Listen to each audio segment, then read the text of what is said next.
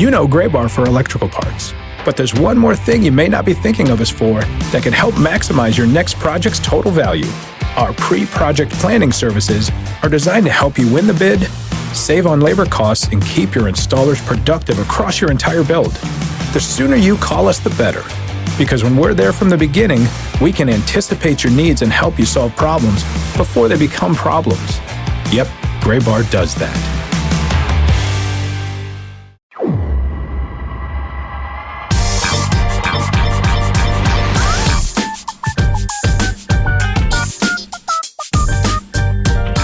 This week's episode of the Show Before the Show podcast, the official podcast of minor league baseball, is back for another week here in 2026. Tyler Mon, Sam Dykstra, Benjamin Hill. Fellas, it is a day that is near and dear to my heart today. But before we dive into that, what's going on with you guys? How are you? Hey, Tyler. I'll speak first today. I've got the mic. And usually Sam comes in first, but I'm going to come in first. And something about the way you started that intro, really fast. Just reminded me of the Micro Machines. Yeah, it reminded me of the Micro Machines guy for a second. I don't know if you guys have that reference, but that's always forever my reference for someone who talks really fast. There was a toy called Micro Machines in like the 80s and 90s. Oh, I had Micro Machines. Yeah. I still remember like part of the Micro Machines jingle. Micro Machines taking over the place with real live dragsters ready to race. Heck yeah. Sam was looking at Sam has no idea. We are off to a great start. You're so young, Samuel. Well, my reference for guys talking quickly in commercials is we oughta baby eats a boy. Bob, we oughta baby eats a boy. Yeah. My wife and I still quote that to each other randomly. I also in high school used it. Man, that is another thing that we're gonna have to explain to our young demographic of listeners. There used to be a thing called collect calling, where when you would call somebody long distance, if you were cheap, you would call them in a way that made them have to pay for it, because you used to have to pay to call people long distance. But they would ask for your name. The collect call people would ask for your name, and you could just sneak little messages in, and then the person you were calling could just decline the call, but they got all the, my best friend in high school, Travis Owen, before we had cell phones, we used to call after football and baseball practice, and call collect from the high school payphone and say, don't accept the charges, just come pick me up. And then our parents would know, and they would come get us at school. And that's Bob, we had a baby eats a boy was the same sort of deal. See, I was going to say, like, we all referenced the commercial, and I wonder if anybody ever did it, but look who did. Oh, yeah. I don't know what the commercial was for, though. I don't remember that. 100 collect, I think. No, it couldn't have been. Oh, it wasn't? No, it wasn't. Yeah. That would make no sense. That would make zero sense. I feel like because then they would have just been like, don't use our service. Bob, we had a baby, it's a boy commercial was for, not a surprise, was for Geico. Wow. Okay. Interesting. Sure. The early they were certainly selling insurance in that commercial there. Just in case you're all wondering, the child in that commercial would now be 25 years old. The commercial came out September of 2000. Oh, man. That was right around the time when I was calling from athletic practices and saying, don't accept the charges, just come pick me up. Yeah. See, so there are some old references I still get. I mean, yesterday we were in the office and Ben was referencing a McDonald's ad with Jason Alexander from. Oh, yeah. What was that called, Ben? It was like they kept a burger in two separate parts of a container. Yeah, the cool stays cool and the hot stays hot. It was the McDLT. The McDLT. Jason Alexander is like a horribly uncomfortable over actor in that commercial. It's so bad. Much better dance skills than you would expect, though. Yeah, that's true. Out of the guy who later played George Costanza, way better dance skills than I would have figured. Yeah, if you haven't seen the McDLT commercial, look that up. It's a real cringe fest from the 80s. Well, man, we're cooking with gas to kick off. January. Kick off this week's episode of the Show Before the Show podcast. But we do have so much to get into on this week's episode. Thanks for hanging out with us. You can get in touch with us, of course, podcast at myhelpme.com. Send us your favorite collect call memories. And let's dive in. It's National Hat Day. We're recording this on January 15th. And I think my wife in the next room over probably just rolled her eyes so hard that they fell out of the back of her head. But I don't know if anyone knows this. I own some hats. Big hat guy. And we have a great story up at the site right now at MLB.com and MILB.com. 11 of the most popular minor league caps in 2025 by Kelsey Hennigan. We also have our past lists from all the way back to 2018. We've got some stories on some of the best minor league baseball caps. These all come from various sources. We've got the most popular caps in the minors according to both New Era and MILBstore.com. But man, you can't go wrong with any of them. Ben, what's the breakdown? The thing that stands out to me about this one this year is that the Wisconsin Timber Rattlers have two different alternate hats on this list. Yeah, it's a tough list to put together. It's Kelsey Hennigan, who is the person who does this every year, so I don't know exactly her methodology, and it's tough to find exact numbers for hat sales given all the means in which hats are sold, bought and bartered and traded. But this list is as good as any. In fact, it's the best that you'll get in minor league baseball. A combination of mill team store sales and New Era, or MILBstore.com sales and New Era. And there's some interesting ones on here. I mean, it leads with the Erie Moon Mammoths, which kind of goes without saying that would be one of the top hats of 2025.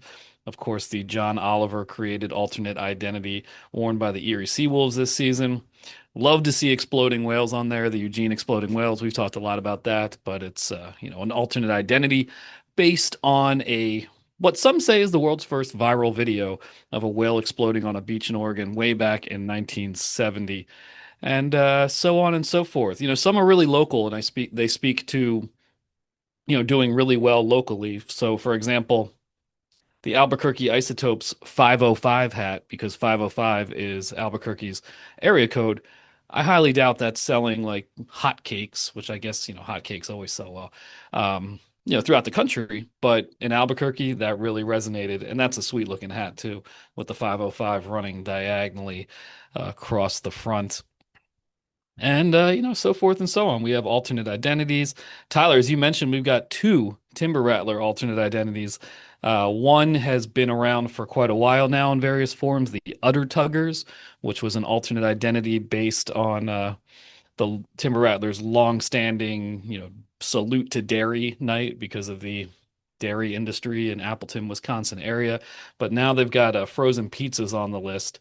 Wisconsin as the frozen pizza capital of the world. It is home to a lot of the largest brands. The state of Wisconsin is home to a lot of the largest frozen pizza brands, and they consume, those Wisconsinites, per capita, about as much frozen pizza as anywhere in the world. So it's cool to see them represented twice with those two things. And, you can't really make pizza without cheese, and cheese is a dairy product, so they are intertwined. The new Salt Lake Bees cap, another good one. I mean, they retweaked their logo heading into 2025 with moving into a new ballpark, and that's a real classic look. The interlocking SL in a vivid yellow on the black background. So would I say there's surprises on here? Not really, because it's so inherently somewhat random in terms of what emerges as some of the top sellers that it's hard to be really surprised. But it's an interesting list and a good way to dive into the world of minor league caps, of which there are so many. I don't know if you guys have thoughts, but I imagine you do. Yeah, I mean, just to pick up what you were saying about that Salt Lake Bees hat, as Kelsey notes in this story, the Bees, they went through some iterations, some changes this year, not a ton of massive tweaks, but enough to make you want to sell new gear. But they have a classic bee hat. There's a new version of the bee logo that are on hats, but it was this interlocking SNL that really stood out. And I think part of that is that, hometown love that people in the area want. SNL, like S and L, I should say. It's a hat you can wear in that area. Everybody's going to get it. You don't really have to explain, hey, why are you wearing a bee hat? That they're immediately going to identify that it's Salt Lake. But she also includes a detail in here. Manager Keith Johnson would often let the starting pitcher choose which jersey he felt most comfortable in, and the clubhouse manager would follow that up with corresponding cap options.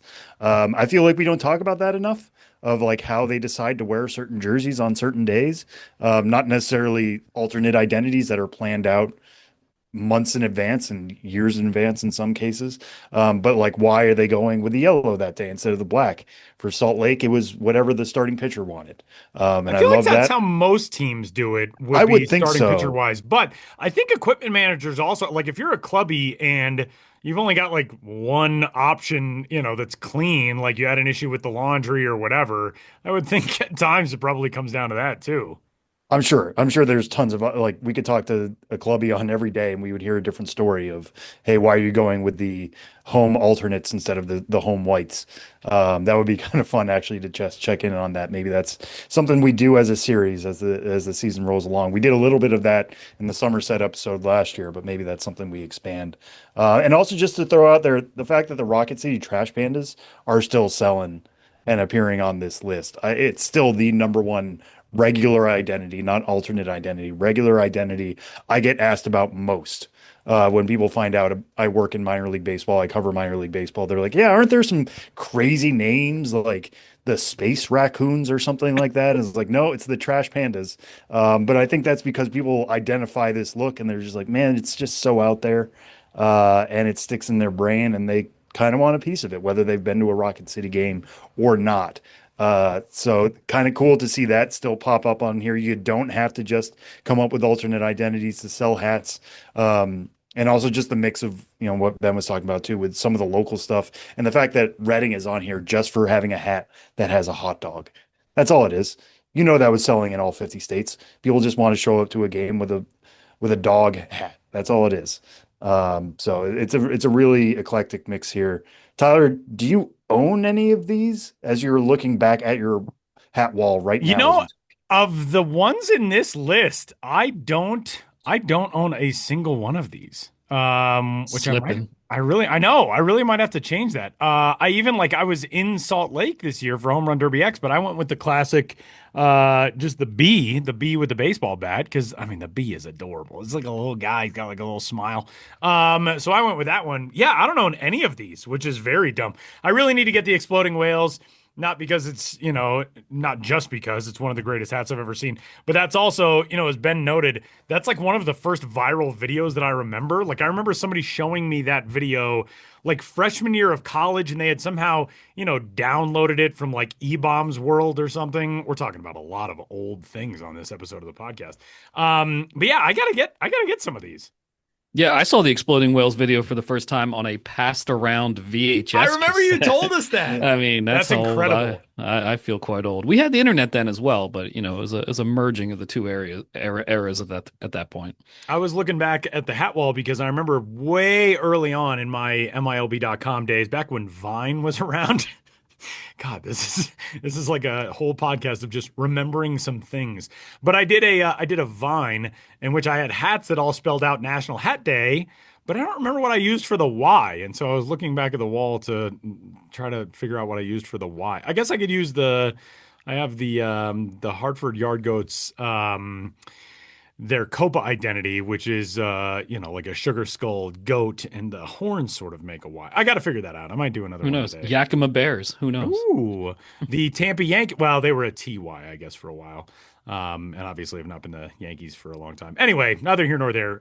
Great story up on the site right now for National Hat Day. And we shift gears looking toward 2026, and Ben's got some updates on various things, including some ballpark recap updates. The Columbus Clingstones now full-fledged members of the minor league baseball family. And Ben, give us the lowdown on you had to obviously remove some parks as teams have moved on. The Down East Wood Ducks gone, so Granger Stadium out of the minor league baseball ballpark recaps. Yeah, none of this is new news, but this time of year it's going through evergreen articles like oldest ballparks and updating minor league ballpark guides. And I've been writing new minor league ballpark guides, including for Frederick, who are entering the minor league landscape, re-entering the minor league landscape, the Frederick Keys this season. And of course, we have 5 new ballparks coming. So it's a time of year for housekeeping, and I've updated the oldest ballpark story. And this is a topic I've talked about several times on this podcast about what to do with Columbus, because we treated them all year. Synovus Park, the home of the Columbus Clingstones, in their inaugural season. We included that as one of the 4 new ballparks of 2025, which of course it was. But then when I visited, I determined, and other people have determined this as well, but there's no clear-cut answer, that this is more a renovated old ballpark than a new one because it was built in 1926, was known as Golden Park. The original grandstand and the curved brick stone archways around the concourse remain. And to me, I was like, hey, if we're doing a list of old ballparks, they've all had pretty massive renovations in order to still be minor league ballparks as we enter the 2026 season. And I'm putting Columbus on that list officially. So that puts Columbus at number 4, Synovus Park, formerly known as Golden Park. So we have Daytona, number 1, Jackie Robinson Ballpark. We have what's now Lacombe Park in Bradenton, number 2, which opened in 1923, I want to say. McCormick Field, number 4, 1924. That's in Asheville. And number 3, Daytona, Bradenton, Asheville, and number 4, Columbus, built in 1926. And of course, removed Kinston from that list, which I should have done a while ago because they did not play. There was no ballpark, no team that played at Granger Stadium this past year after the Down East Wood Ducks relocated. Wait, am I getting confused? Yes, they became the Spartanburg, Hub City Spartanburgers. My goodness, sometimes you're just talking about so much. But anyway, an updated oldest 11 ballparks in minor league baseball. And it's not 11 just to be a quirky number that's good for search engine optimization purposes. It's because there's a tie at number 10 between Nat Bailey Stadium in Vancouver and First Energy Stadium in Reading, both built in 1951. So with the removal of Kinston, the addition of Columbus, it remains a top 11 list. So, so many changes on the minor league baseball landscape in recent seasons. And we're coming up on a year in which we are going to see celebrations of history across minor league baseball in 2026, which is very cool. And for a lot of those teams, it won't just be their own history, it'll be the history of America 250 as we enter the semi-sesquicentennial anniversary of America. Did I get that right? Semi-quincentennial. Quincentennial, dang it. Semi-quincentennial. We have already heard, of course, from our friends of the Somerset Patriots who are taking the field as the semi-quincentennials in 2026. But Ben, some new identities for 2026 as well that also pay tribute to the American Revolution. Yeah, we're up to now 3 America 250 alternate identities, all with Revolutionary War tie-ins. Of course, the Patriots got on board first. And then another team in the Eastern League joined in. The Altoona Curve will once a month in 2026 play as the Pennsylvania Continentals. And that's a tribute to the Continental Army, which was the unified military force of the 13 colonies during the American Revolutionary War. And there was a Pennsylvania line in the U.S. Continental Army that played a big role, throughout the Revolutionary War. The primary logo has an outline, 13 stars around Independence Hall in Philadelphia. And the Curve, are also paying tribute to more local history as well.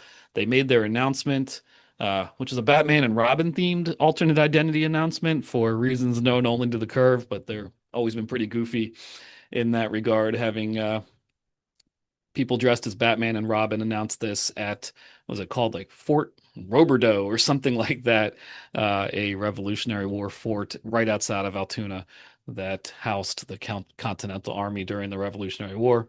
So we have the Continentals in Altoona, and then in Spartanburg.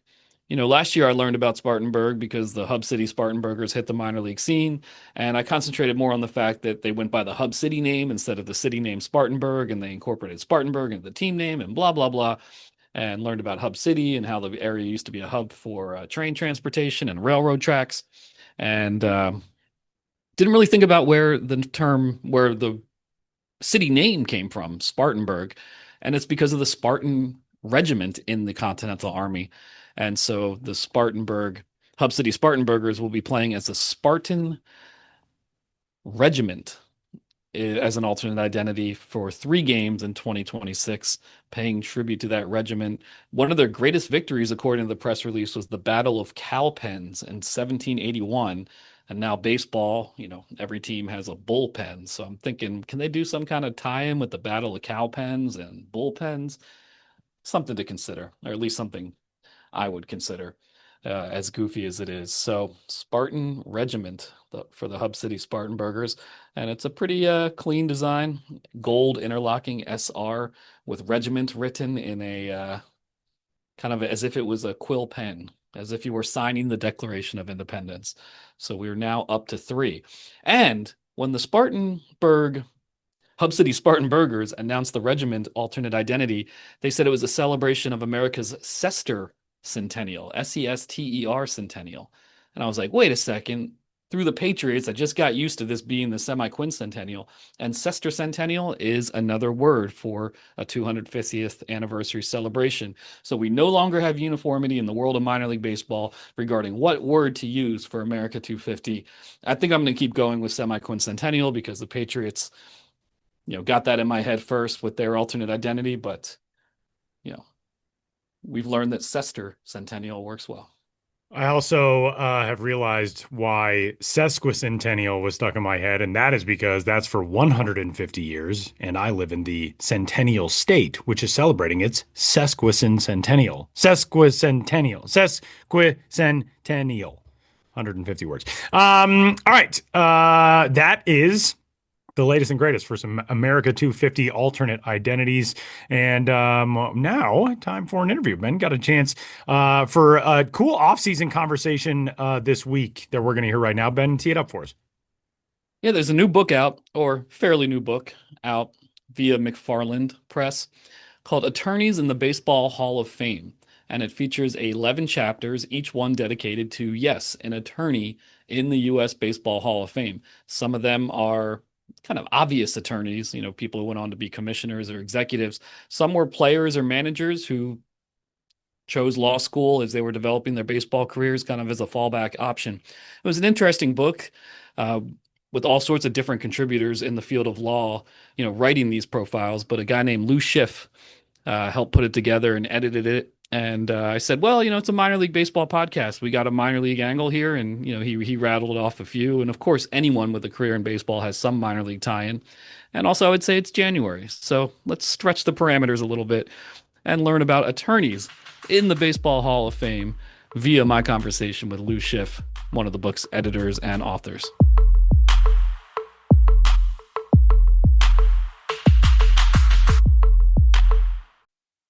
This episode is brought to you by Indeed. Stop waiting around for the perfect candidate. Instead, use Indeed sponsored jobs to find the right people with the right skills fast. It's a simple way to make sure your listing is the first candidates see. According to Indeed data, sponsored jobs have 4 times more applicants than non-sponsored jobs. So go build your dream team today with Indeed. Get a $75 sponsored job credit at Indeed.com/podcast. Terms and conditions apply. Here on the Show Before the Show podcast, I am joined by Lou Schiff, who is one of the editors and authors of the book Attorneys in the Baseball Hall of Fame. And it includes 11 chapters on the 11 attorneys who are in the Baseball Hall of Fame. Some of them might be obvious names, some of them not so much. It spans pretty much all eras of baseball history. And of course, we'll get into some minor league tie-ins in a little bit. But first, Lou, thanks for being here. Well, thank you so much, Ben. It's a pleasure to meet you face to face over Zoom, and I'm glad that we're able to talk. Yeah, absolutely. We've gone back and forth on Twitter through the years. And what's the name of the Twitter account again? Well, the Twitter or the X account is Baseball and Law. Yeah. And on Blue Sky is also Baseball and Law. There you go. Baseball and Law. I should have had that written down, but great material on the many intersections between baseball and the law. And in this book, a lot of great material about these attorneys in the Baseball Hall of Fame. And we'll get to what's in the book in a second, but you have an extensive law and legal background. So if you could go into that a little bit just to set the stage. So my legal background, I started out as an attorney in a small firm in Gainesville, came back south to Broward County where my family was living, practiced here for a number of years, became a judge in 1997, a trial court judge, and retired at the end of 2024. But baseball's always been my passion. As a kid, and I say kid in quotes because I was in college at the time, I spent 2 summers interning for the Fort Lauderdale Yankees and George Steinbrenner during the 1975 and 1976 summers with their Fort Lauderdale Yankee team, who was a Florida State A-League team. At the end of my second year, Mr. Steinbrenner offered a position to have me come up to New York to work with the big club because I was getting my journalism degree and public relations degree from the University of Florida. And I had just gotten accepted to law school, and my father suggested maybe it's a good idea you go to law school first, and if you want to go back and work for the Yankees, you can do that later. Never went back to work for the Yankees, but over the years I ran into Mr. Steinbrenner a number of times. So it worked out good, but I've always had a passion for baseball, and as a SABR member, I've always enjoyed reading about baseball, not necessarily from the mathematical. I was very bad at math, but from the history and the research that SABR gives. And I got involved in doing that. And then in about 2015 or so, Bob Jarvis and I, who was a professor at Nova Southeastern, we co-wrote a book called Baseball and the Law, Cases and Materials that was published by Carolina Academic Press, which is used as a law school textbook, and it's also used as a reference book nationwide. A lot of sports writers use it, baseball writers use it. And we were fortunate enough, we received, I think it was the 2017 SABR Research Award for putting it together. In addition to that, I've done a lot of teaching in law school at the Mitchell Hamlin School of Law, and I was also a faculty member. I'm still a faculty member for the National Judicial College, and we're actually doing a program in March, beginning of March, out in Arizona called Spring Training for Judges, where we'll be going to a ball game while we're out there, teaching them kind of some of the fundamentals that you have to remember to be a judge. And we've invited Ed Edmonds, who's one of our co-authors, to come and talk about antitrust law, and I'll be doing a brief background as part of this whole program on some of the most important baseball law cases that judges should have in their briefcase if the time arises. So that's kind of my passion, how to teach and to write. Yeah, and finding a lot of intersections between the law and baseball, including this book, obviously. And so how did the idea for this come together? Was there a pre-existing list of people who became lawyers and who are also in the Baseball Hall of Fame, or did you have to research that? And some of these guys seem kind of obvious. If maybe they were a commissioner, Kennesaw Mountain Landis or Happy Chandler, but some were just baseball players who just happened to get a law degree. How did you compile this and then set about putting this together as an actual book? So Bob and I worked so well together. When we finished the first book, Professor Jarvis and I said to him, I have a new project I'd like to do.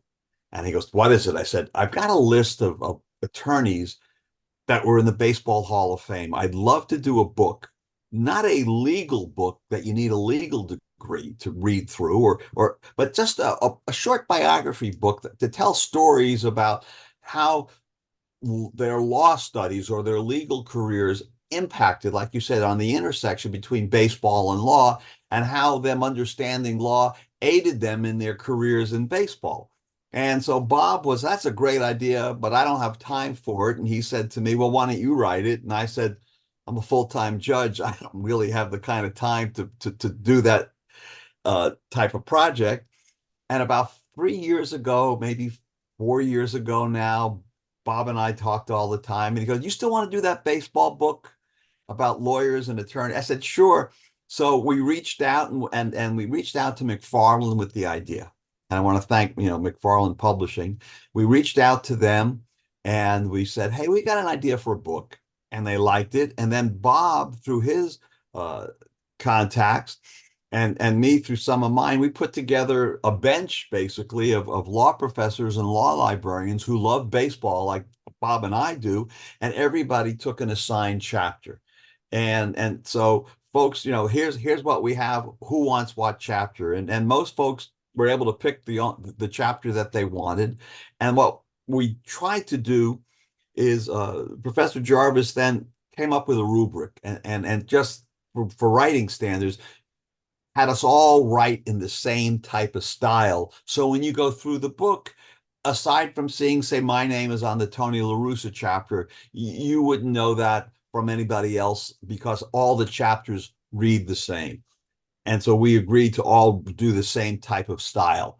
And then when everything was done, Bob did the proofreading to make sure it met with that, and then I did additional baseball proofreading to make sure it read clearly. And the book was going to come out in November, but we got it to the publisher so early that they came out with it right after the All-Star game in July.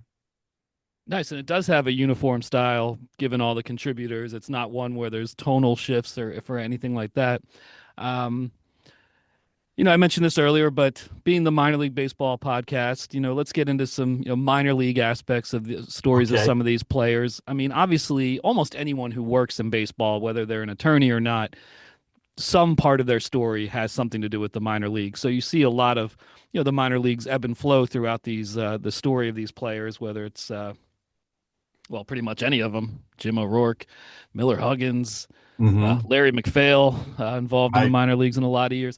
But what are some of your favorite examples of these individuals and work they did in the minor leagues, whether it was, as players or managers, or whether it was, using their law degrees? So I had the pleasure of interviewing Tony La Russa. So of the 11 attorneys in the Baseball Hall of Fame, there's only one attorney that is alive, and that's Tony La Russa. And he used his law degree as a backup to his baseball career. And so I think this is really important. So as he's going through the struggles of being a minor league ball player, as he's going through the struggles of being a husband and a dad, he comes to the realization, and we all have come to this in our lives, when we're at a crossroads that we may need to make a decision. And he came to the conclusion that although he was signed as a bonus baby right out of high school in Tampa, that what was expected of him, he didn't accomplish, not because he didn't want to accomplish it. He wasn't able to accomplish it because of some injuries that he sustained. And so he was looking to do something else. And so while being a minor league ball player, he was encouraged to go to law school. And it was that going to law school that made him into the Hall of Fame manager that he is, because he didn't get into, as you know, he didn't get into the Baseball Hall of Fame because he was a bonus baby. He got into the Baseball Hall of Fame because he was one of the winningest managers in the history of the game, and he won World Series with multiple teams. And it was this style, and he talks about, and we talk about it in the book, his drive and his passion, and not accepting anything better than what he could do. And I had a chance to speak to a law school classmate of his, Scott Tosian, who relayed the story about how competitive Tony was in law school and how he strived for excellence. And I was able to talk to Professor Charles Earhart, who was one of Tony's professors, his evidence professor in law school, and how he encouraged Tony to move forward, and how he encouraged him and made sure that he was doing the right thing. He actually tried to get him a job while he was playing for the New Orleans Pelicans with a federal judge while he was there, still in law school, but the schedules wouldn't do it. And then I spoke with Mike Veeck, son of Bill Veeck, and Mike was around when Tony was starting to manage in the minor leagues. But for his law degree, as Mike relays to me, that his father probably wouldn't have hired him, because he really admired Tony's intellect, and he admired what he was doing. And it was Bill Veeck that, when Tony did pass the bar, that got him sworn in Chicago to the Florida bar through a federal judge up in the Chicago area that was a baseball fan that Bill Veeck knew. So it's through this persistence and the working hard and realizing that, what am I going to do after baseball? Now, I spoke to a gentleman by the name of Bill Dooley, who Tony worked for over on the west coast of Florida. Tony was going to go work for a litigation law firm, but as his baseball career was increasing, it was obvious that he was not going to practice law. In fact, in the years that Tony held a Florida bar license, he never once stepped foot in a courtroom. He was prepared to do so and then got called away to spring training. He was working on a guardianship case where a family was trying to take away the rights of their mother, saying that she was not competent. He worked up the file, but got called to spring training, and he handed the file off to somebody else in the office, and his firm won the case. But that's as close as Tony ever got to trying a case in court. He is famous for the Twitter check mark. It's because of Tony that we have a Twitter or an X check mark, because somebody was impersonating him and he brought an action, and so Twitter or X now has that verification that if you see somebody, then you can assume it's that person. Yeah, Tony La Russa, godfather of the blue check mark. And also I found it interesting that once he was firmly enmeshed in baseball and maybe not going to pursue being a lawyer full time, he still was employed or had a connection with a firm and kind of served as a conduit between people in the baseball world and the law firm itself. So it's funny how the ways you can use your degree or your connections, even if you're not actively practicing law. But Tony La Russa is the most recent inductee attorney to be inducted into the Baseball Hall of Fame. And I noticed a lot of these guys, were from 19th century or maybe more earlier parts of the 20th century. And just like Tony La Russa, had law degree as a fallback, that seemed to be even more common with these players in an earlier era of baseball history. I think one, because a baseball career didn't pay as much and was less stable. And two, in the book and in these chapters, I forget specific examples, but you would list like the law school curriculum at the time. And I don't know law school or really anything about curriculums, but it seemed to me that those curriculums were probably less intense than a law school student today would have. Was it easier to be a lawyer, back in the time of Huey Jennings or Jim O'Rourke, as opposed to now? That's a great question. Was it easier to be a lawyer? Yes and no. So if you use the careers of some of the early attorneys, some of them, for example, in some states, you didn't even have to go to law school to practice law. You could become a person of good moral character, and if you deemed yourself to be a person of good moral character, then you could become a lawyer. And that's the story of Kennesaw Mountain Landis, that he became a lawyer at about age 20 without ever having to go to law school. Now, he quickly realized that without formal legal training, he wasn't going to go far, and he eventually did go to law school. But there was a time that you did not have to go to law school to become an attorney. There was also a time that you did not have to pass a bar exam to become an attorney. And the only state probably now that has that is Wisconsin. If you graduate from the Wisconsin Law School, you're automatically barred in the state of Wisconsin. But there are many examples of some of the attorneys who wanted to practice law. They did not have to sit for a bar exam. I think it might have been more difficult to pass a bar exam back in those days than it is today. And I think it's tough today to pass a bar exam now. Obviously, the questions are a little bit different and the studies are different, but the pressure of taking, and I took a bar exam twice, not because I took two different states. The state of Florida was kind enough to send me a written invitation to take the bar exam a second time when I didn't do as well as I thought I was going to do the first time. So it's a difficult exam. I'm not sure, which would have been easier, taking that bar exam that we have in the book from the 1880s, early 1900s. Yeah, because it occurred to me in reading some of those stories that I can't imagine a player or manager now, kind of having the time to do that and also take law, go through a law school curriculum at the same time as those guys did back then. But I guess the off-season regimens were less intense, and there was maybe a little more room to multitask, as it were. So it's an interesting window in that regard. So baseball was a seasonal game. There's some of the early cases of the 1800s, early 1900s, where players were given a 6-month contract and they complained about their salary and they went to court. These are the early reserve clause cases. Courts time after time made the ruling that you can make if you know if they don't if the ball player's not happy with what they're making, they can go back to the farm and they can make just as much money if not more working on the farm. And it was truly, you know, two different things. One ball player that's in the book as a mention, but not in the Hall of Fame is Don Clendenin, who probably most famously played for the '69 Mets, but also played for the Pittsburgh Pirates uh, when he came up. After he was done with baseball, he then went to law school and then practiced law in South Dakota. So there are those, but in today's world, not I don't know of any modern baseball players. There are some agents that have played ball.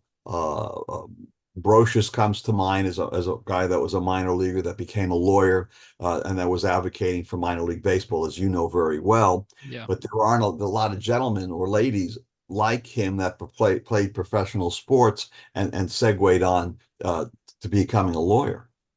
Yeah, that was Garrett Brocious, right? Was Garrett his Bush, name? right? Yeah, former minor league player who went on to advocate for the conditions of the playing conditions and the financial compensation of minor league players. A guy who has a chapter in this book, you know, well-known name to pretty much any baseball fan. Although I did not know his full name of Wesley Branch Rickey, but you got Branch Rickey in there, and that's a guy who's obviously, to go back to the minor league connections, you know, he's credited with creating farm systems, creating Mm-hmm. the template for what became, you know, minor league baseball. Minor league baseball had existed before then, but not in the affiliated manner that Branch Rickey really created and codified. How do you think his law degree shaped his baseball career in the minors and just in general? Well, while he was in law school, he was doing some coaching of baseball. He was coaching baseball teams, and at the university level. So that was a means for him because they were paying him a little bit of money, and that was a means for him because he overcame a childhood illness where he stuttered and he was mocked by his peers. Uh, he was kind of on the margins as a student initially. He was struggling with some of his classes, and you talk about different classes. He was required to take Latin back in those days, and he was struggling to pass Latin. Uh, uh, he got in trouble for playing baseball because they ruled he couldn't play college baseball because there was a ruling that he had gotten paid for a short stint with a semi-professional baseball team. So that kind of derailed him in a little way. And another thing that changed his ability for playing baseball, he was a very religious man and he refused to play baseball on the Sabbath. And back there were many states that banned playing on the Sabbath, but there were many states that, even though the ban was in existence, that people still played. A great example is in New York State, you couldn't play baseball in New York City, but if you went out to Long Island, you could play baseball out on the island on a Sunday. And so I believe it was the Giants that tried to do that for a little bit. He also had an issue of he had tuberculosis. But what makes Branch Rickey so special? He was a really understanding man, and he was advocating for all people to be included in baseball. There's an early story about him, and when he was coaching at Ohio Wesleyan, he had a black member on his team by the name of Charles Thomas, who, when they were traveling, they weren't going to allow him to sleep or eat at the same hotel, and he pretty much said he was going to pull his team if they didn't do it. So Branch Rickey goes to law school, and he understands the plight of folks that may not have been given their full rights. And I think that carries on with him in his career. And then we say he invented the minor league system. I think one of the things that helped him to invent the minor league system was his knowledge of business law. And before then, there were a group, and you know this better than anybody else, Ben, because this is your strong point. Minor leagues weren't really organized and attached to major leagues, so they could hide ball players someplace, and they would pay teams to we'll take his contract. But Branch Rickey had this vision of, if we can control a certain number of teams and their hours, then it'll, in the long run, it'll cost us less money because we can just pick these players up ourselves. And so he invents the farm system where they sign all these players and put all these players. And now if you have an independent team, Ben, he's not dependent upon you to figure out what player he wants. He has his own system of players. Yeah, and a contemporary of Ricky's, but in many ways his opposite, was Larry McPhail, another guy who, Ricky was a teetotaler. Larry McPhail liked to drink. He was a Right. brash personality, but those two crossed paths and butted heads through the years. Both lawyers. Um, what stands out to you about Larry McPhail? Because I feel like he's and his law career as it intersected with baseball, because he seemed like a pretty interesting character, polarizing as well, but a lot of great promotional energy and did a lot for teams at both the minor and major league level. So I'll give you a little history about Larry McPhail. Um, he's a University of Michigan grad as well. And let me just grab one thing here. Here we go. So he has a background. He served in World War One. He's credited with giving us night baseball. Uh, he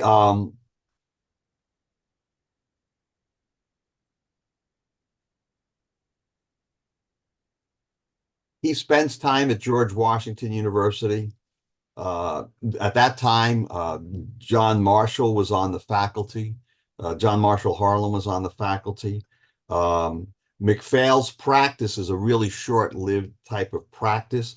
He gets involved in the Rich Tool Company, which is his father-in-law's uh, firm. So he has a lot more connections than, say, Branch Rickey did. And in 1911, he becomes a member of the Michigan Bar, and he has success. He goes over to and fights in World War II. There's a story that Ed Edmonds writes about this famous ashtray of the Kaiser and the attempt to kidnap him, and he's Yeah. involved in this.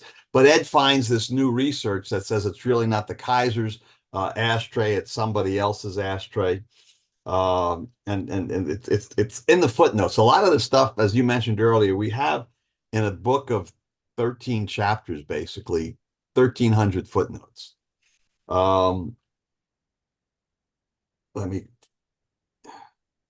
So he's an exec. He as an executive, yes, he and Branch kind of cross paths, and one of the places where he crossed paths with Branch Rickey is he writes the infamous report in 1946 that was supposed to be secret, that Major League Baseball wasn't going to integrate. And in that, there was reasons given for why the question of race was raised in 1940s. And of course, Ricky's plan is to integrate baseball, and McPhail's plan is not to integrate baseball, because McPhail warns that if Ricky's going to be successful in breaking baseball's color barrier, there would be a twofold effect. He said that an increase of African American attendance at major league games would drive away white fans. He said that the demise of the Negro leagues would cost white owners revenue because the black teams rented white-owned stadiums, and that therefore he was recommending that Rickey be stopped. And at the owners' meeting in Chicago, it was approved 15-1, with naturally the Dodgers being the only team to vote against it. So culturally, they were different. Politically, they were different. But they were two men in baseball. And in the beginning, economically, they were different men. And one can make an argument that morally, that they were different men. I don't think that if you ask me to put somebody on the baseball mountain of Mount Rushmore's. Branch Rickey would be there, but I'm not sure that McPhail would get a vote. No, probably not. But yeah, both Hall of Famers nonetheless, and it's interesting to read their chapters back to back. And as with all the chapters, like you said, plenty of footnotes, plenty of other things to explore, plenty more stories throughout the book, as it does cover 11 different players.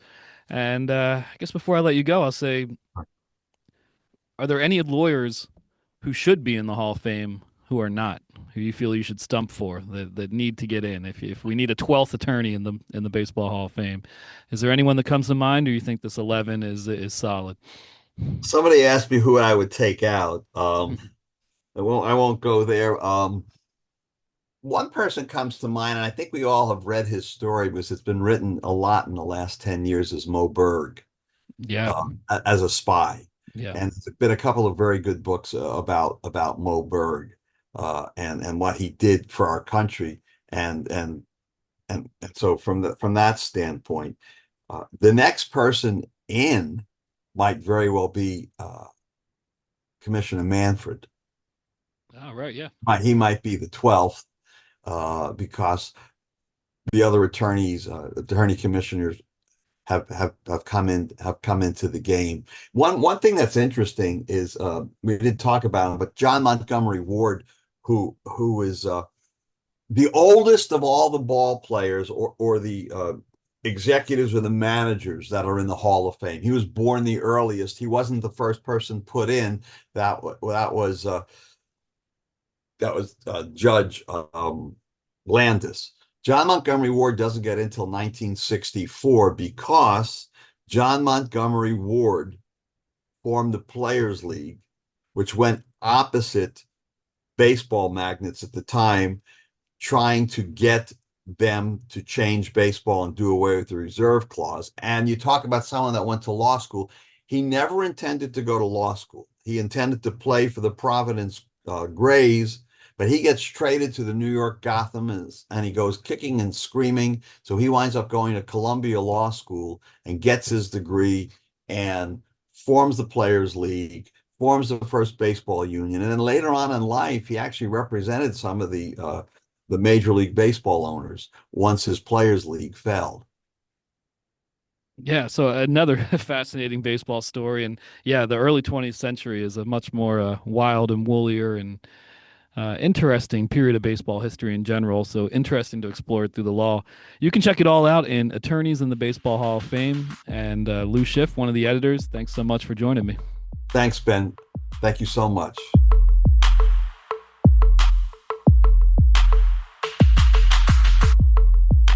Huge thanks, as always, to Benjamin Hill. Great stuff from Lou Schiff as well. Ben's Biz Banter, as always, is presented by Circle K, the official convenience store of minor league baseball. And with that, we're going to pivot to some on-field stuff as we head closer to the opening of spring training and all the rest in 2026. And Sam, top 10 lists already rolling out. You guys are kicking off positional rankings, organizational top 10s, the top 100s coming out soon, and MLB Pipeline. This is one of the most entertaining times of year. Yeah, it's also one of the busiest times of year for myself. Yeah. Just, reaching out to sources, putting these lists together, coordinating with Jim Callis and Jonathan Mayo on our top 100, on our top 10 positional lists. It's super fun. It's a great way, not only for myself, but hopefully for readers and listeners in this case, it's a great way of getting prepared for the season, right? Like, we spend all off season being reflective. Now we're literally turning the calendar page, but also looking ahead to 2026. As I'm writing up these reports, getting more and more excited about like seeing these guys again in spring. And, I'm working on what they've done and what I've heard, but you never know. Guys show up in spring working on new pitches, working on some exciting new stuff. But it's been a lot of fun diving back into this and getting prepped for 2026. So starting on Monday, we released the right-handed pitching list, top 10 right-handed pitching prospects in all of baseball. On Tuesday, it was the left-handed pitching prospects. Wednesday was the catchers. We're recording this on Thursday, which is International Signing Day, and we'll touch on that in a minute. Friday, when this episode is coming out, we'll release the first baseman, top 10 first base prospects in all of baseball. Then Next week, it's second base, third base, shortstop, outfielders, and then that rolls us right up into the top 100, which will be revealed at 8 p.m. Eastern on Friday, January 23rd. It's a 1 hour show on MLB Network and MLB.com. We'll also have some bonus content where Jim, Jonathan, and I will be talking about guys we like, maybe who could break into the top 100, who could be next year's Trey Savage in terms of, prospects who really impact the postseason. We're going to be breaking down a whole host of other categories that don't necessarily fit into a 1 hour show. So you can find that on MLB.com. Lots of content, lots of ways to break down this. But we'll start here with the right-handed pitchers. I'm not going to go through all 10, but just to give you guys an idea of what we're working with here. The top 5, Nolan McLean is our number 1 right-hand pitching prospect in baseball going into 2026. Number 2 is Bubba Chandler of the Pittsburgh Pirates. Number 3 is Trey Savage, the aforementioned Trey Savage of the Toronto Blue Jays. Number 4 is Andrew Painter of the Philadelphia Phillies, and number 5 is Seth Hernandez of the Pittsburgh Pirates, the only 2025 pick in this top 5. I think the question I get the most, and I actually was asked this by Harold Reynolds on an MLB Network appearance this week, is we saw Trey Savage dominate in the postseason. We saw him do really well against the Yankees, really well against the Dodgers in the World Series. Why is he not number 1 on this list? And there is a serious debate to be had there. I'm going to tell you right now, he's going to rank pretty highly on our overall top 100. How could he not, right? Super high release point. The fastball travels up in the zone exceptionally well, carries really well. All 3 of his pitches, the slider and the splitter, move arm side. It's really unique. But at the same time, as much as it dominated early, I wonder how teams are going to adjust to that the more they see it, because everything, I don't want to say it's predictable because it is so unique, but once you know that he doesn't have that sweeper that's going to really break glove side, or anything that's going to really break glove side, I think Major League Bats could maybe make an adjustment and just adjust their eyes a little bit more the more they see him. I could be wrong on that. It's pretty much a coin flip for maybe you at home between Trey Savage and Bubba Chandler, but Nolan McLean has that major league experience, looks very much like a potential ace down the stretch for the Mets. It's a much deeper arsenal for McLean with pitches going every which way, with his fastball, with his four-seamer, his sinker, his sweeper, his cutter.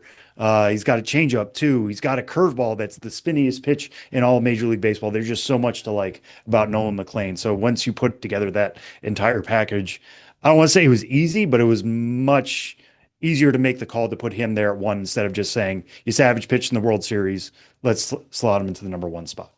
All right, Sam. What is at this time of year, what is your favorite part about working on these? Because I would imagine it's like ranking favorite ice cream flavors, where it's like, they're all great. Well, it's not always that way. I'll tell you that. Yeah, that's true too. Some could be like ranking favorite vegetables, where you're like, I don't know what I'm going to put at the top of this list. Well, some of these lists are all dessert, and some of these are all vegetables. I will tell you that. We're just to give you guys a preview. Some of these lists are going to be all top 100 prospects. Right-handed pitchers, I feel pretty comfortable telling you right now, all on the top 100 list. Left-handers, who I didn't announce, but like Thomas White's at the top of that list. All 10 of those guys are going to be on our top 100. All of the catchers are on the top 100.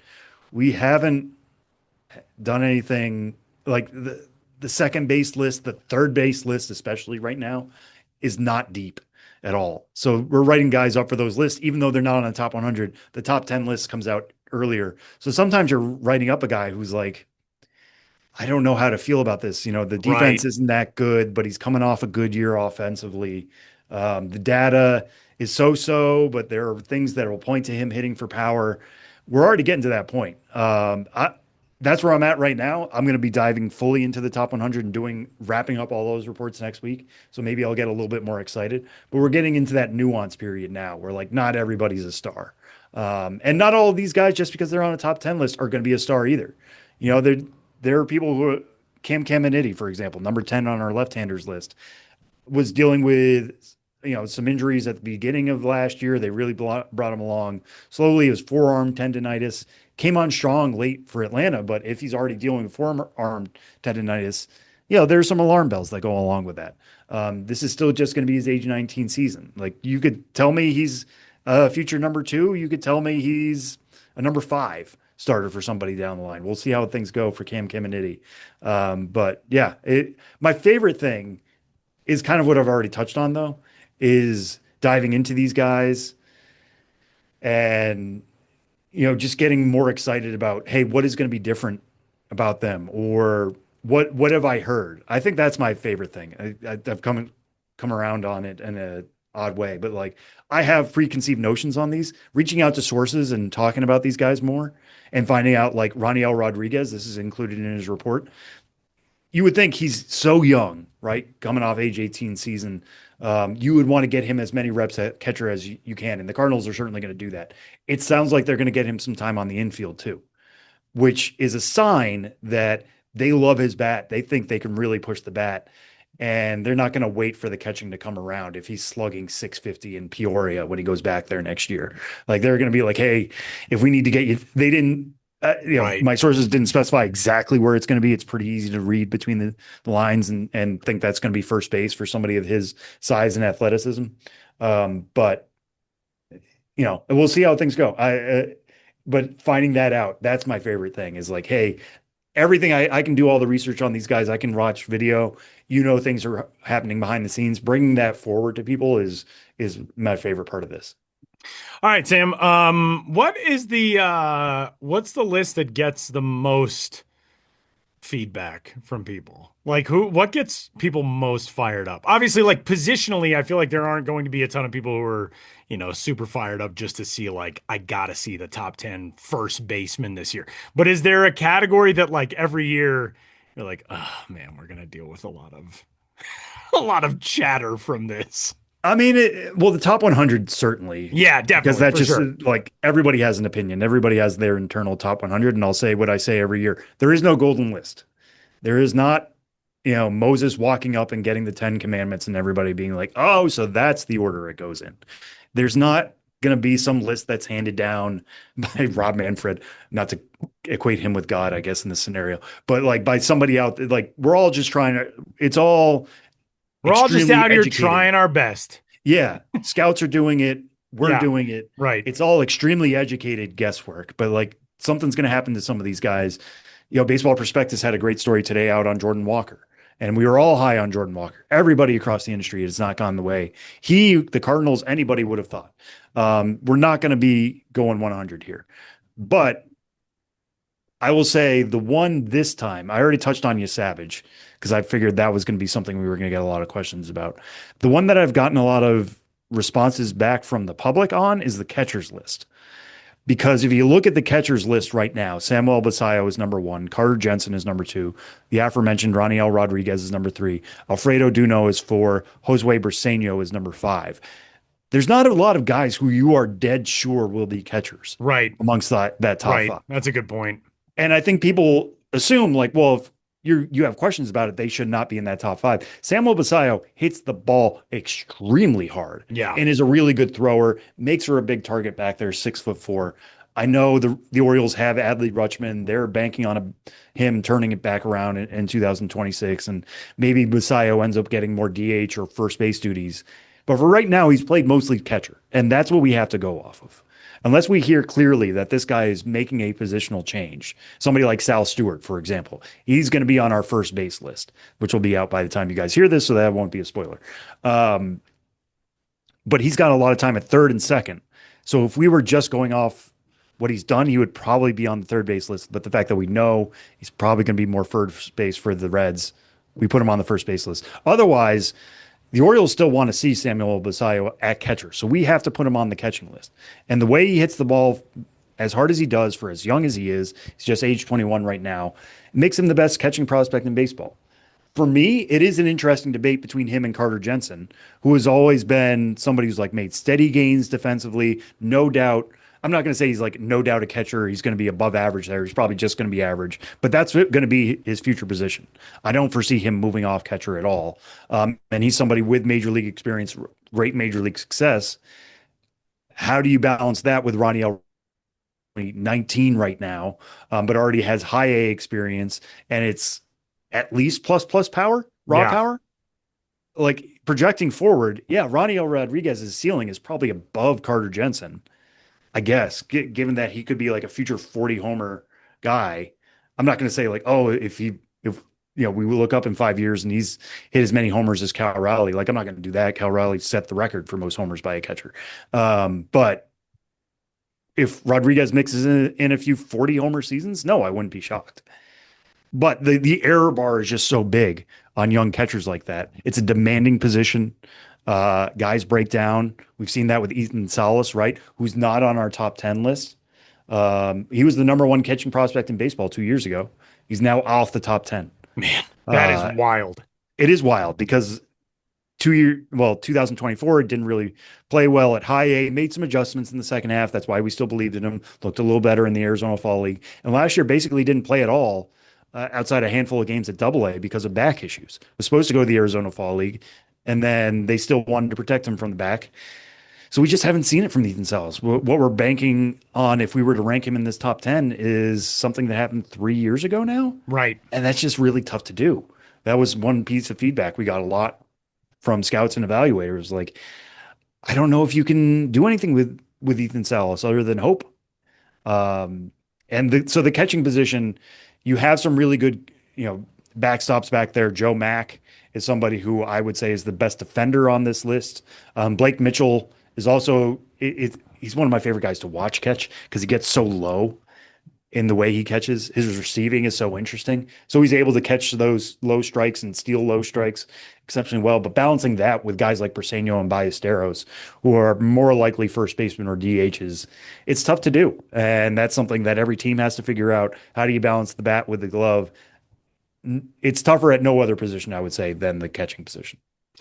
All right, Sam. Well, it is not only just National Hat Day today, it's also International Signing Day. And rarely do those 2 days converge. It's an incredible eclipse in the baseball world today. But give us the biggest headlines as the international signing period comes to a close today with the official biggest day of the international calendar.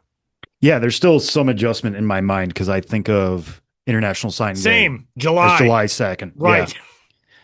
I think this works out better for everybody involved, to be honest with you, to have it in January, just from the off. Like, you are signing guys, they're going to get some spring training and work in at your Dominican complex instead of throwing them into the middle of a season. This seems to just work out better for all parties. But that said, it's a lot of flurry of activity and it's just a lot of lottery tickets. Like, these are guys who you are not going to see stateside until 2027 unless something extremely unexpected happens, like a Kendry Churio of the Kansas City Royals, who ended up pitching at Single A last year. Like, that's one reason I'm so high on him, is that you just don't see that ever. So we've already got some of the bonuses trickling in. Luis Hernandez, Jesse Borick, by the way, does our international rankings and international reporting.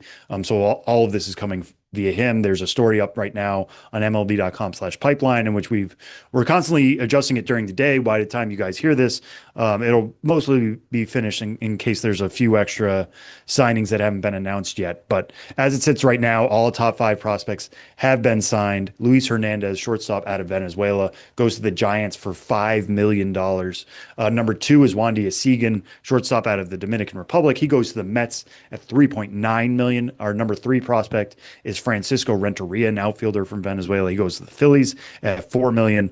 Number 4 is Angel Gomez, also out of Venezuela, an outfielder. He goes to the Royals at 2.9. And then Yohenzi Colome, a shortstop out of the Dominican Republic. He goes to the Athletics for $4 million. Those are the really, really big signings that have been announced so far. There's some other big ones above $3 million. Angel Nunez Jr., outfielder out of the DR, goes to the Reds. Victor Valdez goes to the Rays, a shortstop. So keep an eye on that. As things stand right now, I mean, listen, is it a surprise that 2 shortstops are our 1-2 on the list, in Hernandez and Asigan? No, not by any stretch. Those are, as we saw last year in the draft with Eli Willits going first overall, that's the premium position. You want athletic players there. Hernandez, potential plus runner. He's got some power as well. He can really field the position. That's why we put him at number 1. But Asigan, it's much the same scouting report, maybe a little better hit tool for a Seagan, but he's also got power plus run, above average fielding. He's still 16. He's not turning 17 until August. So there's going to be a lot for the Mets to work with. If he gets off to a slow start in the DSL, I think you can explain it because of that. But somebody coming out of Puerto Plata, which is the same area that developed Nelson Cruz and Tony Batista. So he's going to have a lot to rely on there. He already hits the ball upwards of 110 miles an hour. That's really fun to add to that really deep Mets list. So we'll talk about these guys more as they actually get into the system. A lot of this is based off scouting that may have happened this year or in some cases, years ago. Just because they sign a big bonus is not necessarily a guarantee that they are going to be the best players in the class. But as it stands right now, I think Hernandez and Seguin, if you want to flip those, you can. But they're the clear 1-2 for me.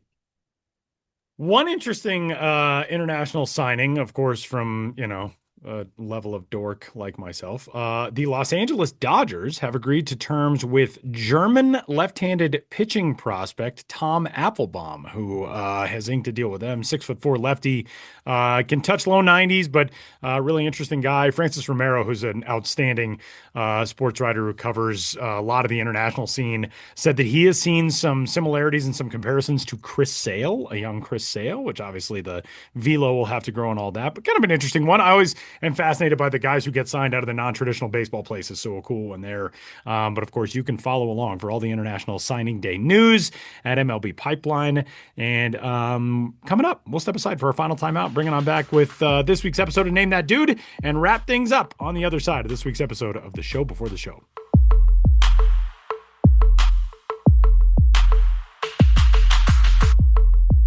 Final segment of this week's episode of The Show Before the Show. And before we get out of here, it is time for this week's edition of Name That Dude, in which one of us picks a random dude from baseball seasons past, and the other two have to guess who that dude is. And this week, Benjamin Hill has the dude, which makes me and Sam Dykstra the dude guessers. Ben, the floor is yours. All right, I was kicking around a dude to choose, going through my options, kicking it around like a hacky sack. And that brought me to a guy from Hackensack, Hackensack, New Jersey. Sam he wishes he could be anywhere else in the world right now. No, I thought this was going to be a clue for the guy's name, and the fact that it's not is okay. It's good to know that we got that out of the way early. It's the Hackensack joke we're going for. Yeah, okay. Yeah. I mean, I don't know if anyone's made that connection, but Hackensack, New Jersey sounds a lot like Hacky Sack, New Jersey. But anyway, this guy, stayed in the Northeast, the tri-state area for college, went to the Ivy Leagues, was a Penn Quaker, and then was drafted by the Cubs. Maybe you already get it already, because not too many people had that kind of path. Drafted by the Cubs in 1991. I think I already have it. Do you already have it? Yeah. Keep going, though. And played for the Geneva Cubs in the New York Penn League in Geneva, New York. Worked his way up the system the next year, age 21. Winston-Salem Spirits in the High A Carolina League at the time. I cannot remember why Winston-Salem's team was named the Spirits. They were the Warthogs after that, and then became the Dash. Tyler? Does it have something to do with tobacco? Spirits? Like American Spirit? Yeah. It probably does. Yeah. Winston-Salem still being the headquarters today of R.J. Reynolds, I believe. Then to the Double-A Orlando Cubs in the Southern League, not the Florida State League, in the Southern League. And he also spent time in Florida playing for the Daytona Cubs in the Florida State, in the actual Florida State League in 1993. So 94, back for a full season with Orlando, Double-A, 1995, Triple-A Iowa Cubs, who remain in Des Moines, the Cubs Triple-A affiliate today, 1996. Most of the season with the Iowa Cubs, and then made his major league debut with the Cubs, a full season with the Cubs in 97, and then traded to the Phillies, where he spent 1, 2, 3, 4, 5, 6 years before finishing up his career in 2003 with a stint with the Rangers, then back to the Cubs for 28 games, and then back to the Phillies in 2004 to end his career at the age of 33. I haven't said his position. Sam already knows. No, this is not who I thought it was initially, when all I knew was a guy from New Jersey. Speaking of the mic, Samuel, We got to get this. If you knew it just from the first line, I was going to be very impressed. Well, so here's my thinking. There's a guy from New Jersey who went to Penn, and it was Mark DeRosa. That was my thought. But it's not Mark DeRosa because none of the details afterwards followed. So I'm going to guess the other really smart person that I know in baseball media, and that's Doug Glanville. Oh, that's correct. Doug Glanville. Nice pull. Yeah, very smart dude. Very smart. Very likable. I was a huge Phillies fan during his tenure with the Phillies, going to a lot of those games at the Vet, and have some fond memories of Doug Glanville. He did have his best, he had a good year with the Cubs in '97, hit 300, had decent speed, a little bit of power, but yeah, the good years with the Phillies in '98, '99, 2000, hit 325 for the Phillies in 1999, over 692 plate appearances and a 200 hit season, 204 hits. So he was good. And he was traded to the Cubs in exchange for Mickey Morandini. So, that's a name that means a lot. I'm going to say that's going to be a future dude, isn't it? Yeah, it should be. I was a big Mickey Morandini fan as a kid because I played second base and, wasn't the most imposing physical profile. So he kind of showed to me when I was young and delusional, I can be in the major leagues one day. I love baseball. I play it. Mickey Morandini's in the major leagues. I'm going to be like him. So I was sad to see Mickey Morandini go to the Cubs, but great to see Doug Glanville arrive, and always supported him, and like what he does as an author and as a member of the media as well. Good dude, Doug Glanville. That is good stuff. Doug Glanville, terrific selection for this week's episode of Name That Dude. And that will do it for this week's episode of The Show Before the Show. Again, feel free to get in touch with us, podcast at MILB.com. Anything that you are thinking about, wondering about for the 2025 minor league baseball season and beyond. And for Sam Dykstra, Benjamin Hill, and all the rest, my name is Tyler Maughan. Thanks for hanging out with us. We'll catch you next week.